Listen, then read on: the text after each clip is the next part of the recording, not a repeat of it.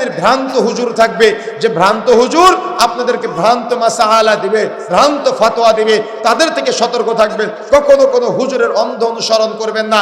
রাসূলুল্লাহ সাল্লাল্লাহু আলাইহি ওয়াসাল্লাম যখন মিরাজের রাতে জান্নাত জাহান্নাম ভ্রমণ করতে যায়, আল্লাহ রাসূল দেখে এক শ্রেণীর ব্যক্তিকে জাহান্নামে ডুবানো হচ্ছে, উঠানো হচ্ছে, ডুবানো হচ্ছে, উঠানো হচ্ছে। আল্লাহ রাসূল জিবরাইলকে জিজ্ঞাসা করছেন, জিবরাইল মান হাউলায়, এরা কারা, এদেরকে কেন এভাবে শাস্তি দেওয়া হচ্ছে? জিবরিল আমিন বলেছিলেন, আল্লাহ রাসূল এরা তারাই যারা আপনার সমাজে হুজুর ছিল, আলেম ওলামা ছিল, তাদেরকে জাহান্নামে ডুবানো হচ্ছে, উঠানো হচ্ছে। আল্লাহ রাসূল মিরাজ থেকে ফিরে আসলেন, মেম্বারে দাঁড়িয়ে সাহাবায়ে কেরামকে লক্ষ্য করে বলছেন, সাহাবায়ে কেরাম, হুজুরকে যখন জাহান্নামে নেওয়া হবে তখন হুজুরের মুখ দিয়ে নাড়িভুড়িগুলো বেরিয়ে আসবে, আর হুজুরের পায়ে শিকল বেঁধে টানতে টানতে জাহান্নামের দিকে নেওয়া হবে।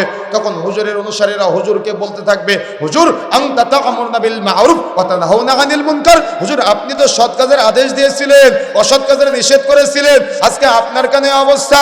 তখন হুজুর বলতে থাকবে, আ'মুরুনা বিল মা'রুফ ওয়া তানহাউনা আনিল মুনকার, আমি সৎ কাজের আদেশ দিয়েছিলাম, অসৎ কাজের নিষেধ করেছিলাম, কিন্তু আমি নিজে পালন করিনি, যে আমি জানতাম কিন্তু আমি তোমাদের সামনে উপস্থাপন করিনি, যে এই জন্য হুজুরের কাছ থেকে যখনই কোনো কথা শুনবেন তখন দলিল প্রমাণ সহকারে শ্রবণ করার চেষ্টা করবেন, কোনো হুজুরকে কখনো অন্ধ অনুসরণ করবেন না। এই জন্য ভ্রান্ত হুজুর থেকে বিরত থাকতে হবে। এর